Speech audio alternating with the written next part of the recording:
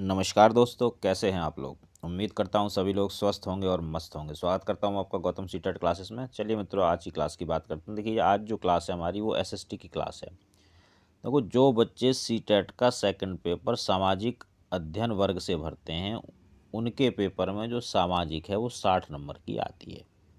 और उस 60 नंबर में से जो 15 नंबर होते हैं वो हमारे होते हैं पैडा के। तो ये जो 15 पैडा के नंबर हैं, ये तो पॉजिटिव और नेगेटिव से आप फटाफट कर रहे होगे, इस बात का मुझे पक्का पता है। बाकी जो 45 क्वेश्चन हैं आपके, वो आएंगे एनसीईआरटी की बुक्स छठी, सातवीं, आठवीं में। तो भाई, इन एनसीईआरटी की बुक्स छठी, सातवीं, आठवीं में जो 15 क्वेश्चन मुझे महत्वपूर्ण लगते हैं, आज मैं आपके लिए वो लेके आया हूँ।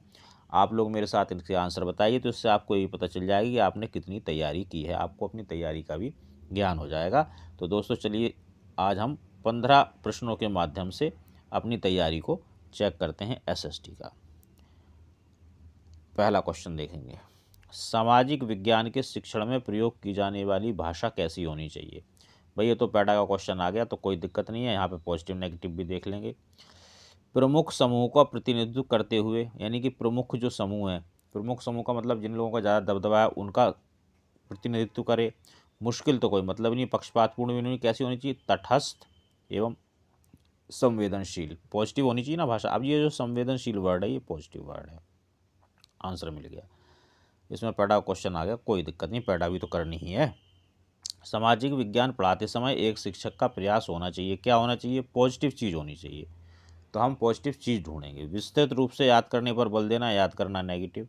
केवल मूल्यों पर बल देना लेकिन तथ्यों पर नहीं। केवल, मात्र, ही, सिर्फ, एकमात्र, कहीं पे भी आ जाए नेगेटिव। तथ्यों, मूल्यों व आदर्शों पर बल देना। मूल्य पॉजिटिव होता है अगर इसका मतलब वैल्यू हो। केवल, केवल फिर नेगेटिव आ गया, तो भाई यही एक पॉजिटिव है, इसी को आंसर कर देंगे। बाकी तो negative negative negative positive answer. अगला प्रश्न देखेंगे।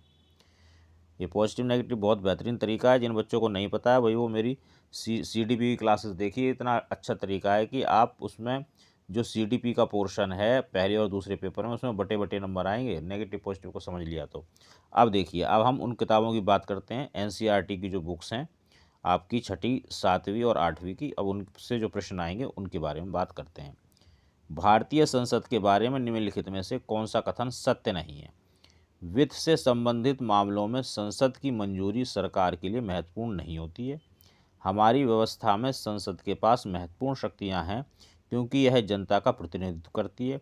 जब संसद का सत्र चल रहा होता है तो उसमें सबसे पहले प्रश्नकाल होता है। भारतीय संसद के 3 अंग हैं, राष्ट्रपति, राज्यसभा और लोकसभा। अब इसमें आप ये बताइए कि कौन सी एक चीज़ है जो सही नहीं है, बाकी 3 सही हैं। फटाफट आंसर कीजिए। तो देखिए, जो पहला इसका आंसर है कि वित्त से संबंधित मामलों में संसद की मंजूरी सरकार के लिए महत्वपूर्ण नहीं, ये गलत है। देखो, जो वित्त से रिलेटेड होते हैं, वित्त के जो बिल वगैरह होते हैं वो संसद में जाते हैं, मंजूरी के लिए ज़रूरी होते हैं।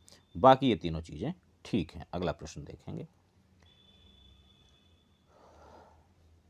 संयुक्त राज्य अमेरिका में नागरिक अधिकार आंदोलन शुरू हुआ, कब हुआ भाई। सभी अफ्रीकी अमेरिकन नागरिकों के लिए समान अधिकारों तथा जाति विभेद की समाप्ति की मांग के लिए हुआ था, या अफ्रीकी अमेरिकन महिलाओं के मताधिकार की मांग के लिए हुआ था, या अफ्रीकी अमेरिकन पुरुषों के मताधिकार की मांग के लिए हुआ था, या अफ्रीकी अमेरिकन वरिष्ठ नागरिकों की सामाजिक सुरक्षा की मांग के लिए हुआ था। कौन सा नागरिक अधिकार आंदोलन, कहाँ, संयुक्त राज्य अमेरिका में। तो भाई इसका आंसर पहला है, सभी अफ्रीकी अमेरिकन नागरिकों के लिए समान अधिकारों तथा जाति विभेद की समाप्ति के लिए मांग के लिए। अगला प्रश्न देखेंगे। कक्षा 8 के विद्यार्थियों को मानव संसाधन के अध्यापन के समय आप विद्यार्थी में किस मुख्य संदेश को विकसित करना चाहेंगे। भाई, यहाँ पे भी एक पैडा क्वेश्चन आ गया, तो उसमें हम पॉजिटिव चीज़ ढूंढेंगे। संसाधन के रूप में लोगों का महत्व, भौतिक संसाधनों का महत्व, मानव द्वारा संसाधनों का महत्व, या जनसंख्या का वितरण। बताइए इसमें से आंसर। भाई फटाफट इसका आंसर करेंगे। इसका आंसर है संसाधन के रूप में लोगों का महत्व। अगला प्रश्न देखेंगे। भारत लोगों का एक समूह था, इसका उल्लेख ऋग्वेद में मिलता है। वे रहते थे, कहाँ रहते थे, दक्षिण भारत में, उत्तर भारत में, पश्चिम भारत में, या उत्तर पश्चिम भारत में। आंसर बताएं। आंसर है इसका डी, उत्तर पश्चिमी भारत में। देखिए मित्रों, इन प्रश्नों के उत्तर आप तभी कर सकते हैं जब आपने छठी, सातवीं, आठवीं की NCERT की किताबों को पढ़ा होगा। और देखिए आपको यही किताबें पढ़नी है क्योंकि क्वेश्चन इसमें से ही आएंगे, इसके अलावा और कुछ मत पढ़ना। कोई आपसे कहता है जी फलाना नोट्स पढ़ लो, ढिकाना नोट्स पढ़ लो, मैंने बनाया, उसने बनाया, किसने बनाया, सबको इग्नोर करो। सिर्फ ये 3 किताबें पढ़ो, 3 क्लास की किताबें पढ़ो। ये 10 किताबें हैं और बहुत अच्छी किताबें, पतली पतली किताब, बड़े आराम से आप इनको कर सकते हो। लेकिन वो हो तभी सकता है जब आप कोशिश करेंगे तब, और तभी ये 45 नंबर आपके कवर होंगे। और एक बात मैं आपको और बता दूं, जब तक इन 45 में से आप 25 या 30 नंबर नहीं लाओगे, सीटेट क्लियर नहीं होगा। भाई बाकी तो जो 15 बचे तो वो तो आप पॉजिटिव नेगेटिव से इसमें तो 13-14 नंबर आराम से आ जाएंगे, कोई दिक्कत नहीं है। लेकिन इसमें से कम आपको 25, कहने का मतलब है कि 60 में से जब तक 40 के आसपास लेके आप नहीं आओगे सामाजिक ज्ञान में, तब तक आपका सीटेट क्लियर नहीं होगा। इसलिए भाई छठी, सातवीं, आठवीं किताबों को रट डालो। क्वेश्चन देखेंगे अब। ऋग्वेद की मूल रचना किस भाषा में हुई? प्राकृत, ब्राह्मी, संस्कृत, शौरसेनी। इसका आंसर है संस्कृत। अगला प्रश्न देखेंगे।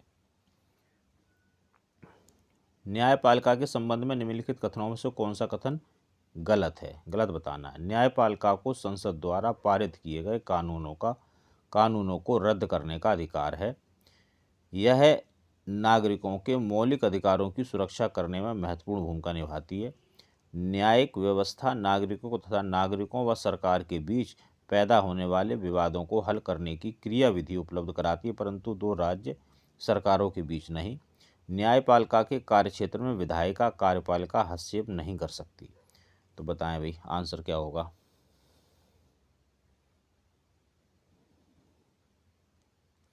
न्यायपालिका के संबंध में लिखा हुआ है, तो भाई इसका आंसर जो है हमारा होगा सी। क्या आंसर है? न्यायिक व्यवस्था नागरिकों तथा नागरिकों व सरकार के बीच पैदा होने वाले विवादों को हल करने की क्रिया विधि उपलब्ध कराती, परंतु दो राज्य सरकारों के बीच ऐसा नहीं है। जो न्यायिक व्यवस्था है यानी कि जो न्यायपालिका है, ये पूरे भारत के ऊपर मतलब पूरे कंट्री के ऊपर इसका अधिकार होता है और पूरी कंट्री में इससे संबंधित जो कानून या नियम बनते हैं वो लागू होते हैं। हाँ, इसका विकेंद्रीकरण है, नीचे से ऊपर की तरफ चलता है, वो एक अलग मुद्दा है। अगला प्रश्न देखेंगे 89। निम्नलिखित में से कौन सा एक दीवानी या कानून के दायरे में नहीं आता? यानी दीवानी मुकदमा नहीं है। जमीन से विवाद, बच्चों को रखने का दावा, दहेज के लिए महिला को परेशान करना, तलाक का केस फाइल करना। तो सिविल इसमें से कौन सा नहीं है? बताएं भाई। इसमें थर्ड जो है, दहेज के लिए महिला को परेशान करना, ये सिविल नहीं है। अगला प्रश्न देखेंगे। संवैधानिक उपचार का अधिकार के अंतर्गत केवल भाषाई अल्पसंख्यक समुदायों को यह अधिकार दिया गया है कि यदि वे समझते हैं कि संविधान में दिए गए उनके सांस्कृतिक व शैक्षिक अधिकारों का राज्य द्वारा उल्लंघन किया जा रहा है तो वह अदालत जा सकते हैं। केवल धार्मिक अल्पसंख्यक समुदायों को यह अधिकार प्राप्त है कि यदि वे समझते हैं कि संविधान में दिए गए उनके सांस्कृतिक, मतलब ये अल्पसंख्यक का है उस समुदाय के बारे में, और सांस्कृतिक शैक्षिक अधिकारों का राज्य द्वारा उल्लंघन हो रहा है तो वह राज्य सरकार जा सकते हैं। या सभी नागरिकों को अदालत में जाने का अधिकार है यदि वे समझते हैं कि राज्य द्वारा किसी एक राजनीति के निदेशक सिद्धांत का पालन नहीं हो रहा है, या यदि किसी नागरिक को लगता है राज्य द्वारा उसके किसी मौलिक अधिकार का उल्लंघन हुआ है तो वह अदालत जा सकता है। इन चारों में से बताना है कि संवैधानिक उपचार का जो अधिकार है उसके अंतर्गत क्या आता है। तो भाई इसमें आता है यदि किसी नागरिक को लगता है, अब वो कोई सा भी नागरिक हो, चाहे अल्पसंख्यक हो, चाहे बहुसंख्यक हो, चाहे किसी विशेष जाति से हो या किसी विशेष धर्म से, कोई भी नागरिक हो जो उस देश का नागरिक है यानी कि जो भारत का नागरिक है, को लगता है कि राज्य द्वारा उसके किसी मौलिक अधिकार का उल्लंघन हुआ है तो वह अदालत जा सकता है, किसी भी राज्य से, ये नहीं कि उसी के राज्य में, किसी भी राज्य से। अगला प्रश्न देखेंगे। विधानसभा के सदस्य लोगों के द्वारा चुने जाते हैं, मुख्यमंत्री द्वारा नियुक्त किए जाते हैं, राज्यपाल द्वारा नियुक्त किए जाते हैं या प्रधानमंत्री द्वारा नियुक्त किए जाते हैं? तो भाई विधानसभा के जो सदस्य हैं वो लोगों के द्वारा नियुक्त किए जाते हैं। अगला प्रश्न देखेंगे। निम्नलिखित में से कौन सा एक ग्राम पंचायत का कार्य नहीं है? गांव के लोगों को रोजगार देने संबंधी सरकारी योजनाएं लागू करना, ग्राम पंचायत अपने पंचायत सचिव को चुनती है, गांव के बुनियादी सुविधाओं का निर्माण व रखरखाव, स्थानीय कर लगाना व इकट्ठा करना। तो भाई इसमें जो दूसरा है, ग्राम पंचायत अपने पंचायत सचिव को चुनती है, ये कार्य नहीं है ग्राम पंचायत का। अगला प्रश्न देखेंगे, शफी और हनफी क्या हैं? इस्लामी वास्तुकला शैलियाँ, सऊदी अरब में स्थान, न्याय के इस्लामी सिद्धांत या दो इस्लामी शासक। तो आंसर है इसका सी, न्याय के इस्लामी सिद्धांत। अगला प्रश्न देखेंगे, दंती दुर्ग जिसे हिरण्यगर्भ नामक एक अनुष्ठान किया वह था, क्या था? चोल राजा था, राष्ट्रकूट प्रधान था, प्रतिहार प्रधान था या पल्लव प्रधान था? तो ये राष्ट्रकूट प्रधान था। अगला प्रश्न देखेंगे, पृथ्वी को भू आभ के रूप में क्यों वर्णित किया जाता है? निम्नलिखित में से सही विकल्प को चुनना है आपको।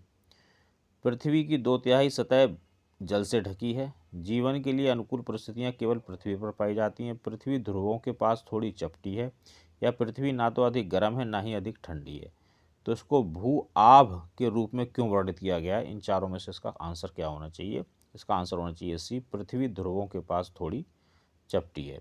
तो मित्रों ये 15 प्रश्न थे जो आज हमने किए एसएसटी के। तो आप स्कोर जरूर करें और देखें, आपका अपना खुद का भी मूल्यांकन हो जाएगा कि आपको कितना आता है कितना नहीं आता है। उसी के हिसाब से अपनी तैयारी जारी रखें। बाकी सीटेट से रिलेटेड कोई भी दिक्कत है, नोट्स पीडीएफ कुछ भी चाहिए, आप इस नंबर पर मुझे मैसेज कर सकते हैं। बाकी दोस्तों सब्सक्राइब करें, चैनल को लाइक करें और शेयर करें ताकि और लोगों को भी फ़ायदा हो। और भाई मेहनत करते रहिए। अब मिलेंगे अगली क्लास में, तब तक आप सभी लोग स्वस्थ रहें और मस्त रहें।